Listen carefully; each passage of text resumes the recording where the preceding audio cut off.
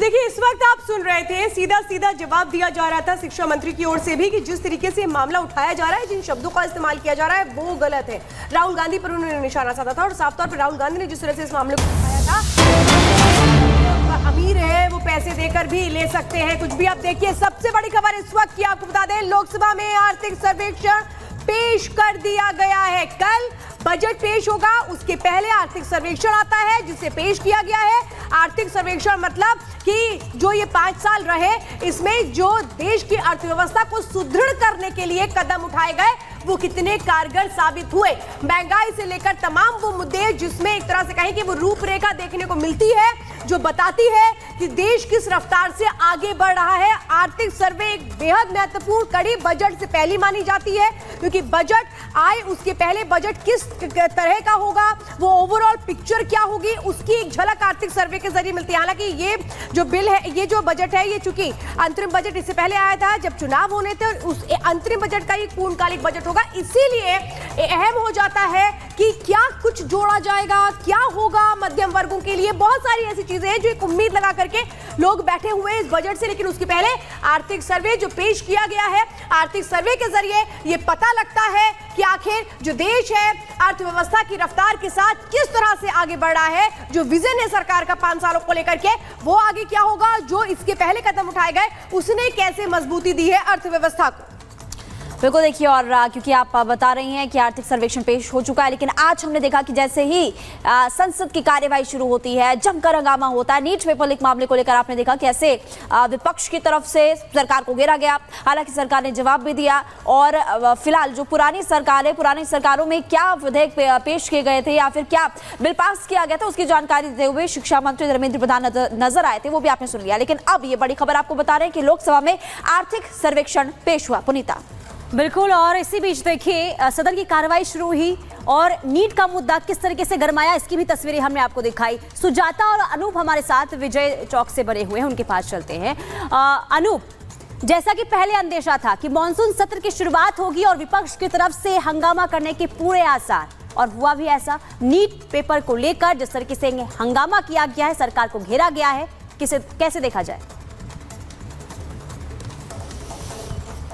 देखिए, मानसून सत्र है और बाहर मानसून का वेदर जरूर, लेकिन बारिश नहीं हो रही है। लेकिन सदन के अंदर आरोपी को बौछार हो रही है, जैसा आपने देखा सुबह से चल रहा था वैसा ही। बिल्कुल जिस तरह से हम अंदेशा जता रहे थे कि विपक्ष ने अपने तेवर कड़े कर लिए हैं। आज जैसे ही नीट पेपर लीक का मुद्दा सामने आया, हालांकि धर्मेंद्र प्रधान शुरुआत से ही हर सवाल का जवाब दे रहे थे, लेकिन उसके बावजूद उन पे सवालों पे सवाल किया जा रहा था। अखिलेश यादव ने पूछ दिया कि बता दिया कि जितने घोटाले हुए, जितने पेपर लीक इस मामले में हुए, इस सरकार में हुए, वो एक रिकॉर्ड बनेगा। इसके अलावा देखिए, राहुल गांधी ने साफ तौर पर कह दिया कि इस देश में अगर आपके पास पैसा है तो कोई भी पेपर या परीक्षा पास कर सकते हैं। ये सबसे बड़ा सवाल था, लेकिन ऐसा करना नहीं चाहिए था, क्योंकि सदन की गरिमा होती है। बेहतर तो यह होता कि इस चीज पे जो भी लीक मामला जो सामने आया, इस पर बेहतर तरीके से बातचीत होती, आपसी सामंजस्य होता।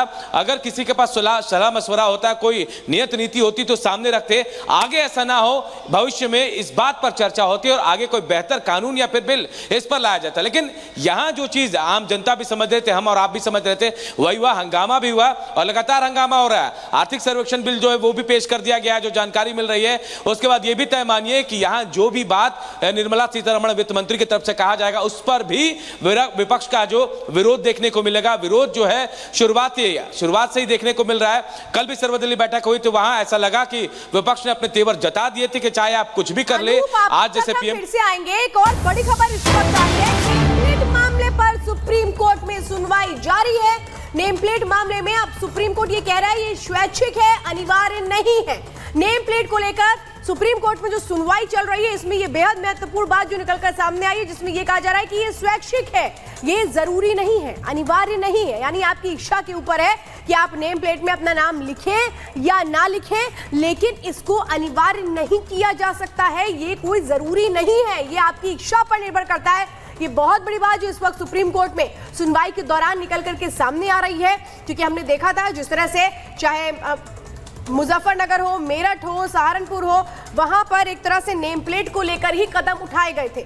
सुजाता हमारे साथ लगातार बनी हुई है। सुजाता लगातार इस पूरे मामले को लेकर अपडेट दे भी रही थी पहले। सुजाता, सुनवाई लगातार जारी है, सुप्रीम कोर्ट की तरफ से टिप्पणी की जा रही है, क्या टिप्पणी सुप्रीम कोर्ट कर रहा है और इसको किस तौर पर देखा जाए?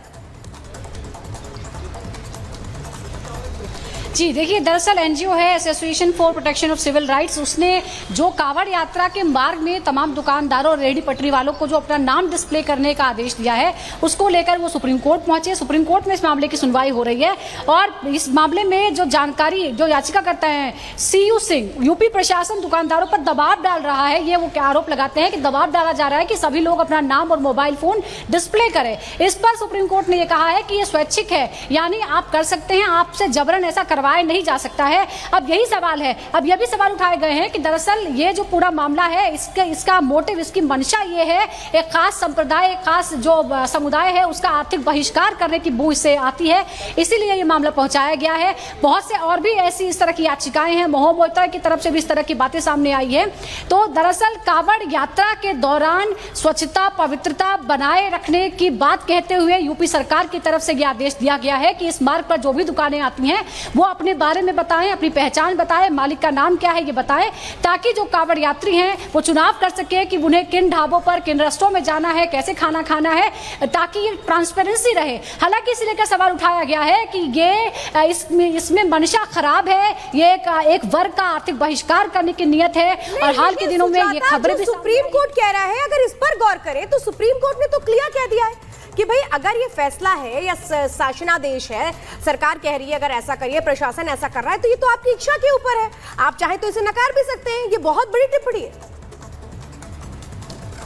लेकिन जी बिल्कुल यही सवाल है कि जब सुप्रीम कोर्ट ये कह रहा है स्वैच्छिक है, याचिकाकर्ता ये कह रहे हैं कि दबाव डाला जा रहा है कि आपको ऐसा करना ही पड़ेगा। प्रशासन और स्थानीय पुलिस लोगों के पास जा रही है, रेहड़ी पटरियों दुकानदारों के पास जा रही है और उन पर दबाव डाल रही है कि ऐसा करना ही पड़ेगा वरना शटर गिरा दिया जाएगा। और ऐसा लोगों ने किया है। उनका ये कहना है कि जब से उस तरह से दिख रहे हैं तब से उनके दुकान पर, उनके रेस्टों पर, उनके ढाबों पर लोगों का आना बंद हो गया है। और कई लोग इस पर बहुत ही बड़े गंभीर सवाल उठाते हैं, क्योंकि अगर इस तरह से पहचान जाहिर करने का दबाव हो तो जिस तरह की कॉम्प्लिसिटी हमारे समाज में है, जिस तरह का ताना बाना हमारे समाज का है, जिस तरह से जातियों का पैटर्न हमारे समाज में है, अगर ये बात जातियों तक भी पहुंच जाती है तो बहुत मुश्किल हो जाएगा। इससे समुदायों को बीच जो वैमनस्य है वो बढ़ने की आशंका जताई कि क्या सरकार ने कोई औपचारिक आदेश इसको लेकर जारी किया है, ये भी पूछा है उन्होंने। बिल्कुल, देखिए औपचारिक आदेश नहीं पारित किया गया है, बावजूद इसके पहले मुजफ्फरनगर से इसकी शुरुआत होती है और अब पूरे प्रदेश में इस तरह के जो एक्शन है स्थानीय प्रशासन ले रहा है। ये बिल्कुल सामने नजर आ रहा है कि तमाम जो ढाबा मालिक हैं, ढाबे हैं, रेस्टोरेंट हैं, वहां पर प्रशासन जाता है और बोलता है कि आपको नाम बदलना होगा। हमने बहुत सी तस्वीरें दिखाई हैं जिसमें जो नाम थे रेस्टोरेंट के वो बदल दिए गए हैं, उसमें प्रोपराइटरी का नाम भी मेंशन किया गया है या फिर इस तरह से नाम लिखे गए हैं ताकि ये पता चल सके कि दुकान का मालिक कौन है, किस समुदाय से संबंध रखता है। तो सवाल यह है कि अगर ये मैंडेटरी नहीं है, अगर शासनादेश नहीं है, तो क्या लोग इसे मना कर सकते हैं? अगर मना करेंगे तो क्या पुलिस उन पर दबाव बनाएगी? अगर पुलिस और प्रशासन उन पर दबाव बनाता है तो क्या उसके खिलाफ वो कोर्ट आ सकते हैं? ठीक है, बहुत शुक्रिया सुजाता तमाम जानकारी देने के लिए। तो देखिए टिप्पणी नेम प्लेट को लेकर सुप्रीम कोर्ट की तरफ से आ रही है। अब देखना यही होगा कि आगे क्या कुछ होता है, इस खबर पर नजर बनी रहेगी। लेकिन फिलहाल रुक कर लेते हैं 2 मिनट में भारत का।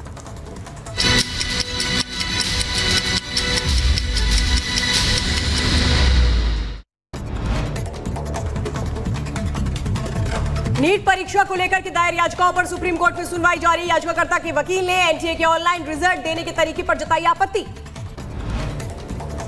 और एनटीए ने रोल नंबर की जगह दिए सीरियल नंबर। मनमाने तरीके से दिए गए सीरियल नंबर से कैंडिडेट्स की सटीक सूचना मिलना अब मुश्किल है। पेपर लीक मामले पर संसद में हंगामा। विपक्षी सांसदों ने सदन में की नारेबाजी, सरकार के खिलाफ जताई नाराजगी। और लोकसभा में उठा पेपर लीक का मामला। धर्मेंद्र प्रधान ने कहा कि पेपर लीक के सबूत साफ नहीं और कुछ जगहों पर गड़बड़ी हुई। सरकार मामले में कुछ छिपा नहीं रही और सीबीआई इस पूरे मामले की जांच पड़ताल कर रही है।